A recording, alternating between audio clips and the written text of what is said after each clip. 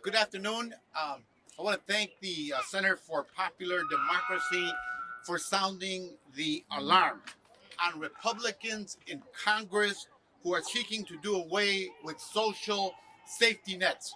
I'm talking about the basics in life, which are food and access to health care.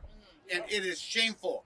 I represent a working class district in Chicago, in suburban Cook County, and my community was hit very hard by the pandemic. And the structural inequities were revealed. And we know that a lot of these inequities are embedded in law. That's why it's important that you are here today to make sure that the law continues to protect people who need access to food and access to health care in particular. Because no one should have to choose between seeing a doctor and paying their bills. And today we need Medicaid expansion that will make all families healthier while strengthening our economy. And two, we need food safety programs such as the SNAP program and the special nutrition programs for women, infants, and children, the WIC program, and TANF as well, because families depend on it and seniors in our communities as well.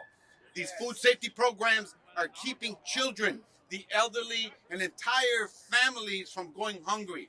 They are preventing people from misery. Many will now have to rely on food banks or other community sources if this is threatened and if that succeeds. No family should be forced to decide between paying rent or putting food on the table. That's right. That's right. In one of the wealthiest countries in the world, it's unconscionable that 40 million people would have to worry about where their next meal will come from. It's unconscionable, and we won't let it happen. That's right. SNAP is the most important anti-hunger program in our country, and I'm proud to have co-sponsored the Keeping School Meals Flexible Act and No Shame at School Act to make it easier for kids to have nutritious meals. And we have an opportunity, of course, to strengthen the SNAP program in the Farm Bill today. And that's what we were discussing earlier as members of the Progressive Caucus. I want to end by saying this. Let's take a step back.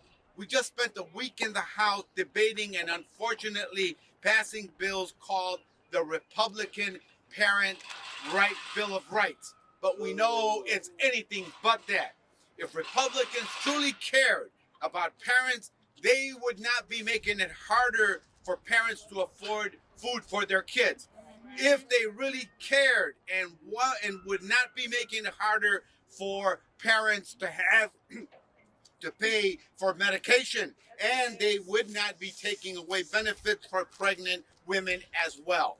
That's why we stand here today doing the right thing, advocating for the right thing to protect children, to protect families, to protect the elderly. Having access to food and having access to health care for everyone is what we're about, and we're going to enact that legislation this year. Thank you so much.